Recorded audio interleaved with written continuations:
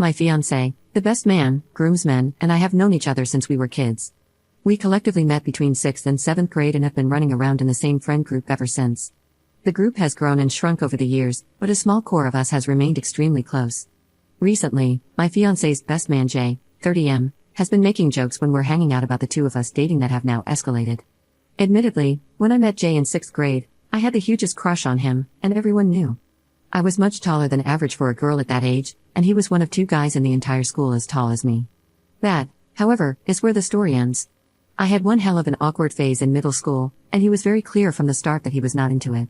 Post-awkward phase, as friends and adults, it was something we constantly joked about but never seriously, since everything between us had always been platonic. This joke about me being rejected by him has recently turned into how he dated me first whenever my fiancé and I are around.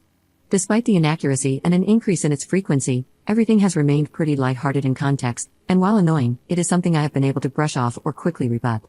This escalated over the weekend when 2 of my fiancé's groomsmen were over hanging out with my fiancé and me.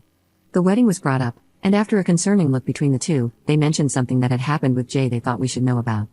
Apparently, Jay had been telling them stories he was considering for his best man speech, with the main one centering around how I had been shared around and had made my way through the entire friend group. While they kept what was explicitly said fairly vague out of respect for me, they were clear it crossed the line and insinuated I had slept with the entirety of the group attending the wedding. They were very clear with Jay that he could not say anything like this in his speech.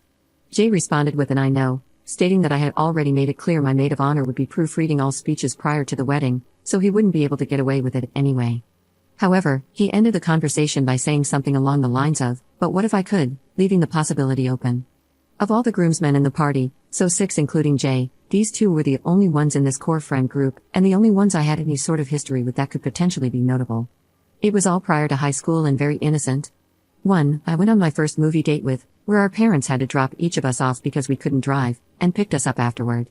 The other was the classic first 6-month relationship in middle school, where it took 6 weeks to muster up enough courage to hug each other between classes in the hallway. Sure, we made out and very middle school level things happened, but this is something we've all laughed about now for over a decade. I wasn't the only girl in this larger friend group, and throughout the years, this was something that happened pretty frequently. Because we grew up in a smaller area, overlap happened like this regularly in every group and even more so as we went through high school. My fiancé is the only one I have seriously dated or had any sort of intimate relationship with in this friend group. We had an on-again, off-again relationship throughout high school that ended for a bit once I moved out of state for college, but we remained close friends and eventually reconnected when I moved back in 2019. We started dating in 2021 and engaged in 2023. He's the only one in all of this I have ever slept with, who has seen all of me, and so on, making this situation even more odd and off-putting. Jay and I have been close friends since high school. When my fiancé was in a toxic relationship that isolated him from Jay after I had left for college, Jay would reach out to me for advice on school, girls, relationships, and more. He had always been our #1 supporter, advocating for my fiancé and me to reconcile our relationship throughout college and into adulthood. He even took a bit of credit and would throw around an "I told you so" here and there when we eventually did reconnect. I'm not sure how to handle this. I could write an additional post about how frustrated, confused, wronged, and uncomfortable I feel, all of which I plan to discuss in more detail with my fiancé after sitting on the issue for a bit longer. We've all talked about it, recognizing the way Jay is framing things as wrong, but my fiancé and the groomsmen are able to brush it off in a way I feel like I can't. I don't know how to move forward from this or what to do next. Edit. Fiancé and I aren't getting married until the end of next summer, so many of the conversations about toasts and speeches have been more theoretical, except that a few have asked for the opportunity to give a toast, including the best man. We have loosely included this information in the Save the Dates, on the website, and in other prints. Fiancé and the best man have been best friends since kindergarten. They were neighbors and inseparable until they each went their separate ways for college. My fiancé's parents basically raised him alongside the best man. Jay has strictly only ever expressed platonic feelings for me. Even when both single or alone together, we have only ever acted as friends towards each other after the embarrassing early middle school crush I had. Update 1. First, I wanted to thank those who were clear and honest about how alarming the situation was from their perspective. When posting, I was still processing various feelings about the matter, and still am, which not only limited my ability to really look at the situation from a different perspective but also left me in a state of paralysis of what to do next, both long and short term. Since posting, I have spoken in further detail to both my fiancé and one of the other groomsmen involved. I also confided in my maid of honor about the situation for an additional perspective outside of this specific friend group.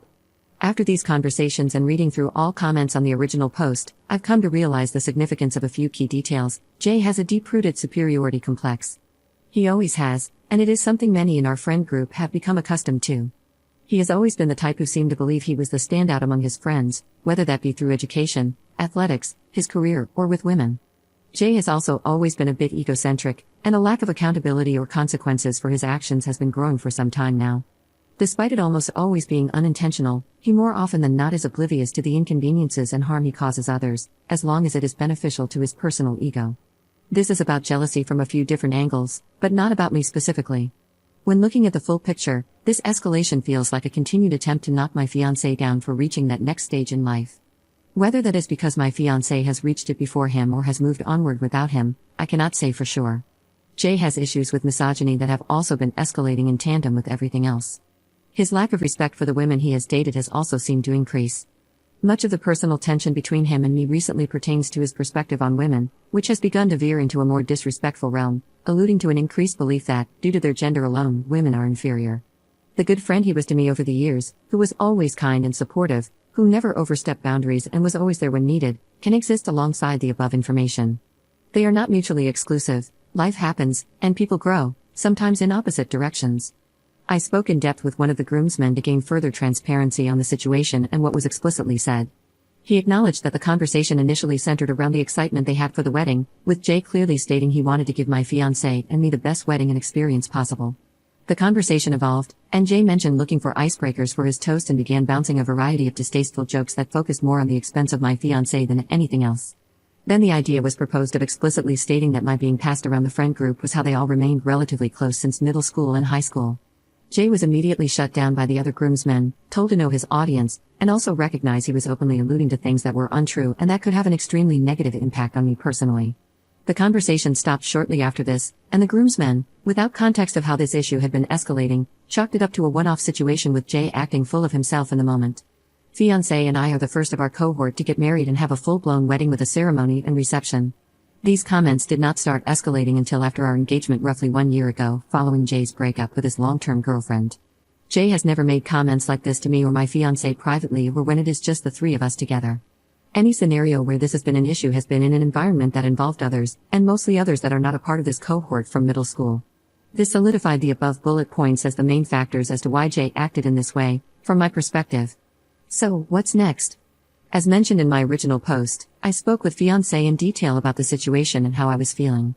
When all of this had been brought to our attention a few days prior, in an attempt to preserve myself in the moment, I brushed it off more so than I probably should have.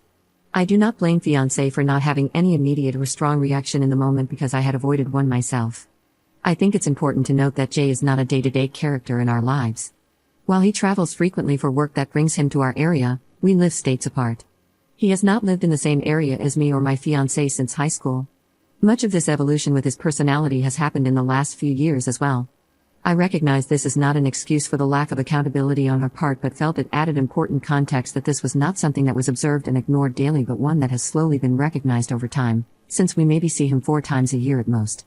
Fiancé was extremely open in conversation, immediately bringing up the idea of talking to Jay but admitting to not viewing this as anything more than Jay just being Jay and that he was all talk. At this point, we had only discussed how Jay had continually escalated the situation and how uncomfortable I had now become from this. The lack of accountability fiancé had for Jay's actions definitely hurt, but then I recalled a commenter who had asked if I still considered Jay a friend because he actually was, or because that was how it has always been. To sum up what turned into a lengthier and much more productive conversation with fiancé, I told him that while I recognized his friendship with Jay was something that had always been a part of his life, I personally did not want to be friends with him anymore after this.